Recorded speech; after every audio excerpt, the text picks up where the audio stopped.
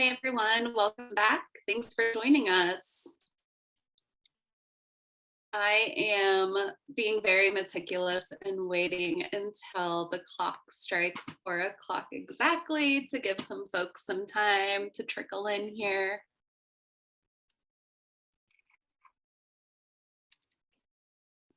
My computer is telling me that my internet connection is unstable, so apologies if I'm coming across unstable on your all's end as well.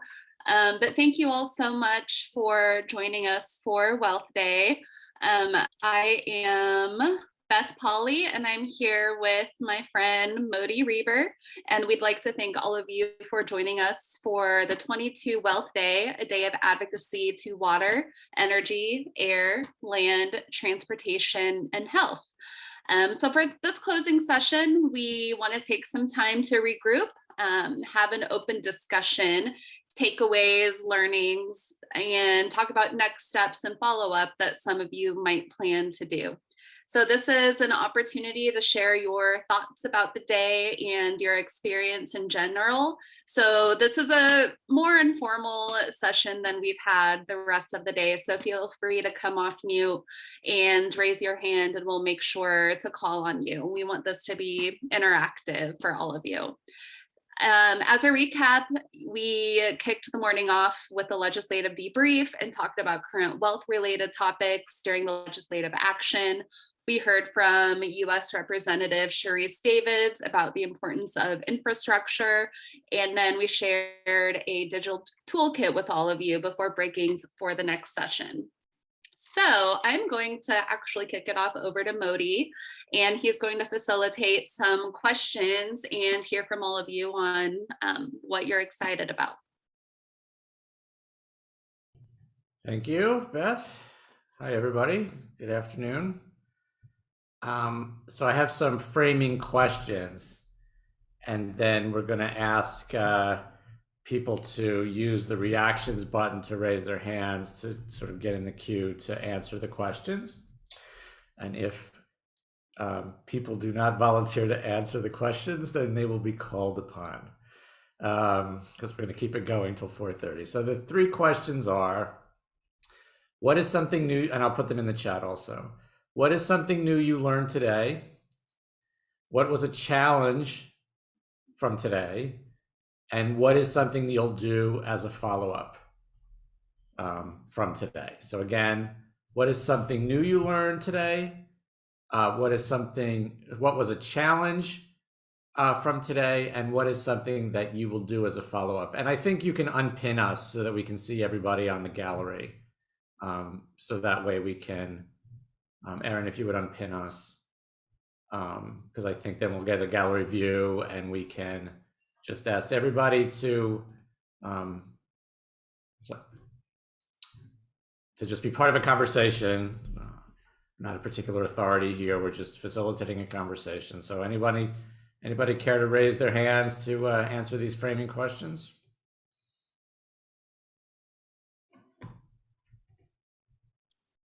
Dorothy has her hand up.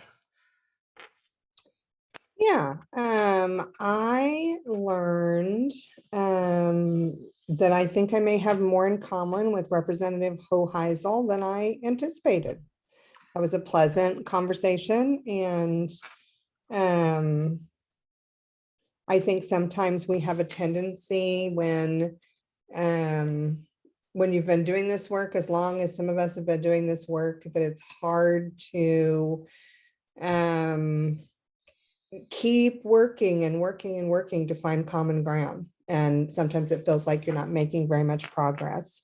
But the panel today that Zach facilitated very well over lunch with the future caucus members, I think I learned some things about Representative Hoheisel that I hope will make for better advocacy in the future for me. Great. Do you want to do what was a challenge and what was something you will do as a follow-up? I mean, I think it's always a challenge to not get to be in person. I look back on The last in-person event that CEP coordinated was Wealth Day 2020, about 3 weeks before lockdown. And I look often at the picture, for those of you who were there, of all of us in the Capitol Rotunda, and the momentum and excitement that it felt like we had for climate action. And it's hard to maintain that when we're just virtual and we're seeing each other just virtually. So I think that's the challenge piece. We did have great participation today, so that was exciting. What is something that I'll do as a follow-up? I'm going to keep bugging you all to try the new digital advocacy tool and record a video for your policymakers to let them know how important renewable energy is for you and for your future and for our state's future. And I'd like to give a shout out to Bill Roush, who's on the call, who has recorded a video. So really would love to get 25 videos from this group, and I'm going to keep hounding you all until we get that number. So thanks for all the hard work, everybody. Thank you, Dorothy. Thank you for all the work that you and your team did to put together this wonderful day. Lydia has her hand up. Would you care to unmute yourself and share with the class? Yeah, it's been an awesome day. I think it was awesome to see Sharice Davids live, because I haven't got to do that yet since being back. And just going along with a challenge, I think, is partly being in person. It's the growing season is starting to amp up, and so on days like this, as a farmer, I'm wanting to be outside. I did do some potting up during Zach's panel because I could listen and pot up at the same time, but that was definitely a challenge where I don't think that it would have felt like that if we had gotten to gather in person. And then win and a follow-up is like getting to talk with all of those youth folks. And we work with youth all the time, but just to see what they're doing and to see how we can be engaged, and some really concrete steps of supporting their work and getting involved in that, and just trying to amplify those voices through something like Casey Farm School. Terrific, thank you. All right, no other hands are up, but I do know some people on the call. So Larry Erickson has his real hand up. Go ahead, Larry, unmute yourself. Thank you. I felt this was valuable for me, and I got to listen to the three young representatives at noon that I had not met before, and I got to listen to Sharice Davids, and got to listen to her for the first time. I think the greatest challenge we have is to increase participation and action. We need everybody working together to address climate change, and we are not there yet. And going forward, my sense is the greatest challenge we have that we need to actively work on is the methane issues in Kansas and elsewhere. I did a calculation, and approximate value of methane on the market is of the order of $5 per 1,000 cubic feet. And that turns out to be about $250 per metric ton of methane. And the social cost of methane is more of the range of $1,000 to $2,000 per metric ton. And so the social cost is much greater than the selling price of methane. And there are a lot of people who do not understand that yet and do not attach much value to capturing methane in the oil and gas production areas. And there are places in the world where a very significant emissions of methane are found from satellite observance. But I think we in Kansas can work on that and make that a significant issue for us to include in terms of what we want to have done. Thanks, Larry. Now Dawn Bueller has her hand up. So Dawn, go ahead and unmute yourself. Thanks, Modi. Hi, everyone. I want to say that I really enjoyed the panel on the Future Caucus. I was able to work with Representative Vaughn a little bit this year, so I've been so impressed with her work, but to meet the other ones was really nice too, and I look forward to working with them. But my new thing, I had my head so buried in water this year that I did not realize that there was SB 493 on plastics. And so I have told Zach that I would look at that and look about submitting testimony. So that's my follow-up. And my challenge, frankly, is to not feel overwhelmed. There's a lot of issues that we've talked about today. So I'm trying to just not feel overwhelmed by all of them and pick and choose the things where I think I can be most helpful. So it was a great day, and thank you all for your hard work.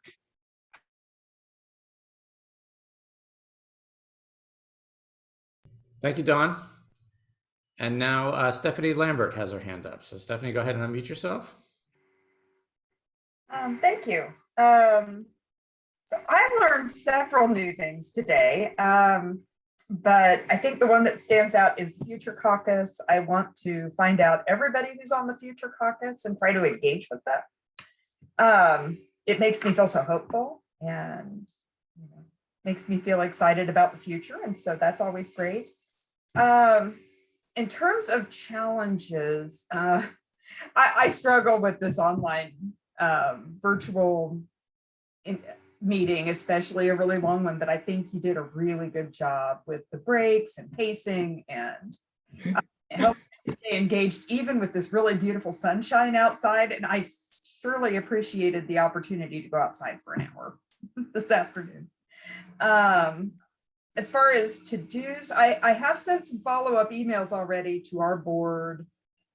We kind of struggle with what our place is in supporting legislation, but I think the single-use plastic issue is something we might be able to provide written testimony on. So I've got some feelers out to the board to see how the rest feel, and hopefully that's something we can do. So thank you everybody who worked on this and made this event so great. It's a good day. All right, thank you. That's all the hands so far. So, Kathleen, please unmute yourself. You know, I just thought it was so great, the young legislators. They really made me smile because there they are actually getting along, actually performing bipartisanship, and they need to teach their elders.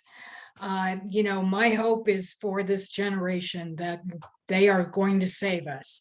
And I believe they have what it takes, but I'm really worried about a lot of them that are very disheartened and that don't believe in a lot of structures in our capitalistic society.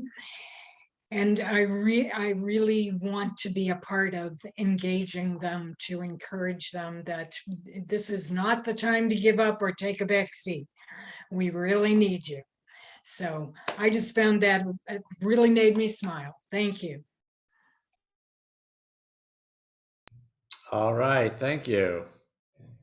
So just to remind you, the framing questions are: what's something new you learned today? What's a challenge from today? And what's something you'll do as a follow-up from today? And I'm going to start calling on people because that's the kind of guy I am. It looks like Lynn has her hand up, Modi. I don't. Yes, I only have an answer to one thing really, but I Okay. was very excited to learn about the Young Farmers Coalition and to think about younger farmers getting together with older farmers so that farming continues. So my dad was an agricultural agent, and I think it must have rubbed up on me, even though I live in town. So the challenge, somebody else said too, is just not being together. I'm really tired of Zoom stuff. So. Yeah, we've heard a lot about people, the next generation not picking up the farming. So to see young farmers is really wonderful. One of the wonderful things about Zoom is that we have less travel obligations to get to our meeting, and it makes it easier from the standpoint of management of time. Yeah, there's also accessibility advantages to it also, for people who can't travel or who can't have mobility issues or what have you. Certainly, I do agree with missing. I think that we've learned that hybrid is the way to go. I think that there's no way that we'll be able to go back to not using Zoom at all. But I do agree that it'd be nice to be in person. But always having some capacity for people who can't be with us in person to participate in some way, I think is something that we've learned over the course of the last year or two. Jerry, you want to say anything? My old buddy Jerry? Gotta unmute yourself, buddy.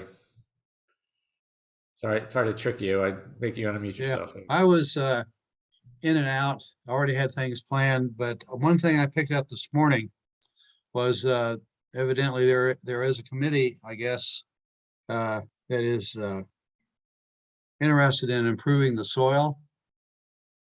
In other words, to be promoting restorative or agriculture, restorative agriculture. And for the state of Kansas, I think that's a good way to go, to involve more farmers, young farmers in this mode of action. That's a good point. And one of the aspects of soil in Kansas and around the world is that we need to add carbon in terms of improving the amount of organic carbon that's in the soil, and that sequesters carbon and improves the carbon balance by taking it out of the atmosphere and putting it into the soil and planting trees. Some of the solutions that people like Bill Gates propose are going to take a decade to scale up, even if they work. And regenerative agriculture can be done now, immediately, and can be scaled up.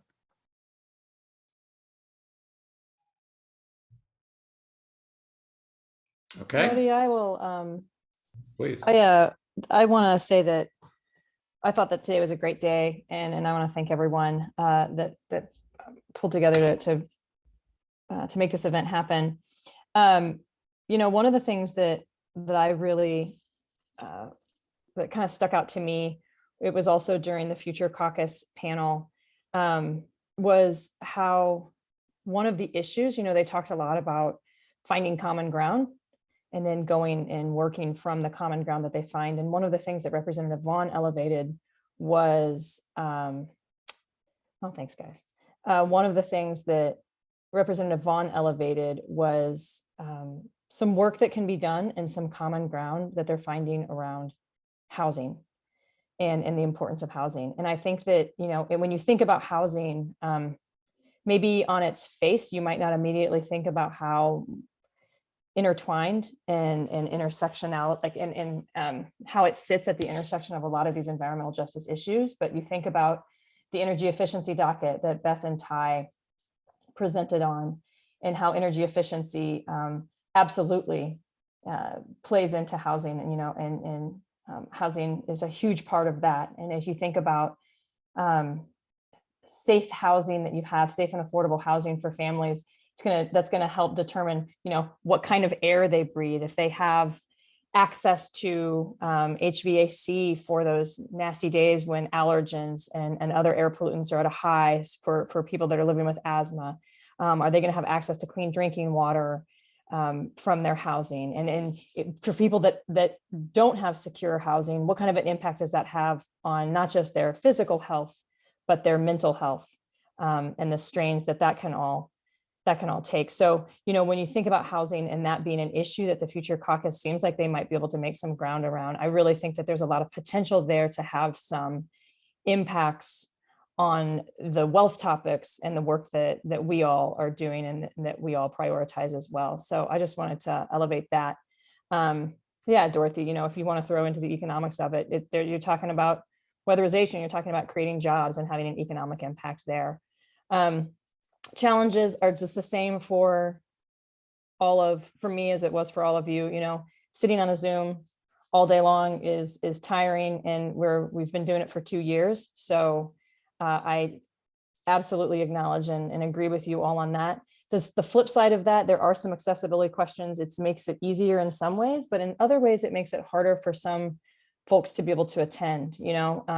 This was an event that happened during the day. That means that a lot of folks that don't have the kind of ability to be able to take time out of their day during the day can't participate. So for me, I think about some of the logistical challenges of being able to be as inclusive as we want to be on this, and some of the challenges that presented. Something that I'll probably be doing moving forward, and this is a totally logistical thing, is writing some thank you notes. But also, I actually look forward to being able to sit down with that same toolkit and dig in and looking for ways in which I can engage with some of the other organizations, because there's so many groups that are doing such great work.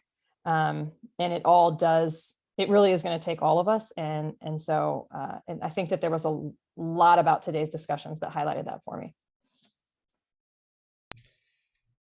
All right, thank you. Yeah, I think the water issue is a harbinger issue too. I mean, it's such a clear priority in Kansas, and it's so, the pushback on it is like such corporate, ne'er-do-wells, I guess, that that would be a place where we would want to see some of the younger legislators really have an impact to try to push back what is a stultified and unproductive conversation. I think there's a lot of unhappiness in the legislature about the way the water bill went down, but I'd like to see some evidence of that. Like, it's one thing to decry something; it's another thing to do something about it. And they're in a position to do something about it, and I hope we'll see some action on that to push past some of these unproductive conversations. We're almost to the end of our time, so I'm going to call on Zach and see if he wants to share anything. Our long-term partner. You bet. I think I learned that the environmental movement in Kansas is a little bit bigger and better than what I thought.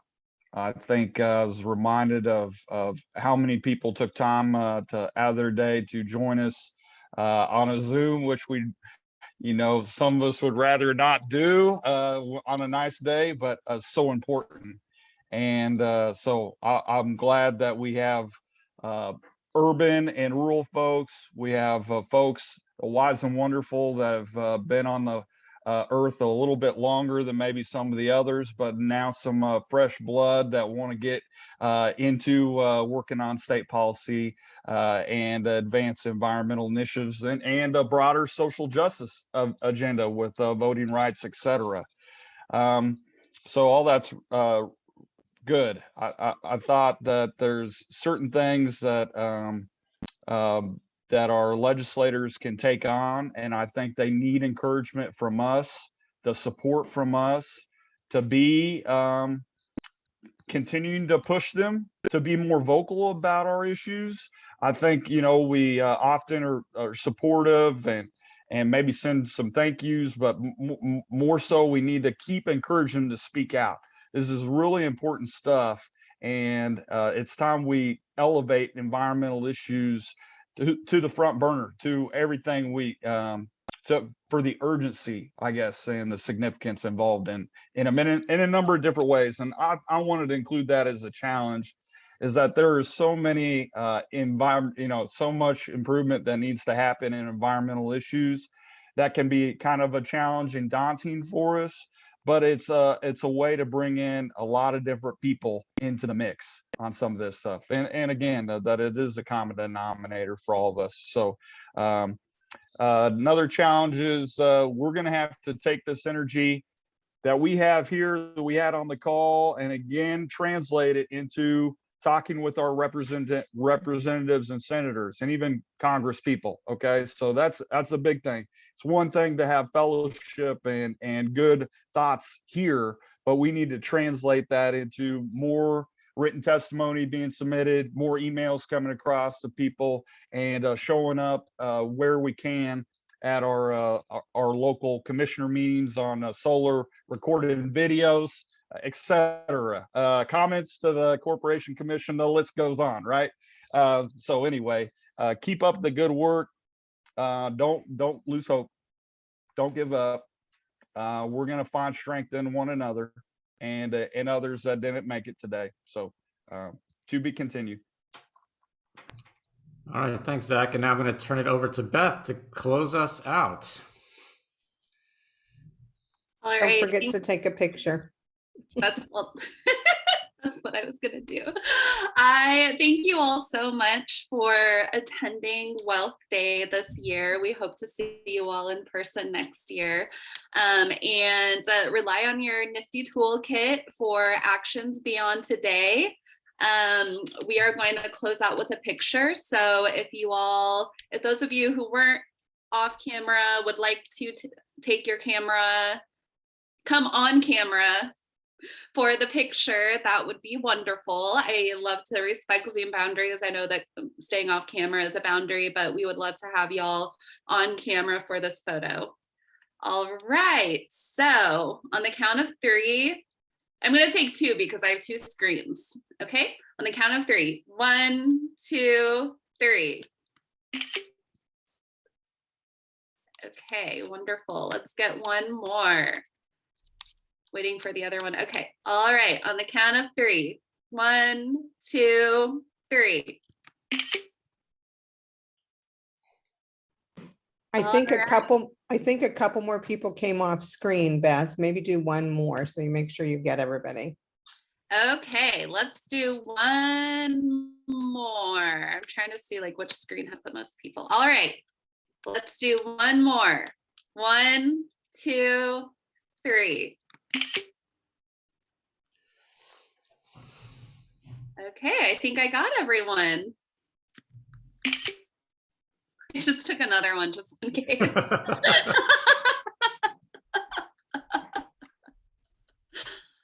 All right, thank you all. Thanks, everyone. Go in peace. Thank you. Watch for your follow-ups. Thank you. Great work.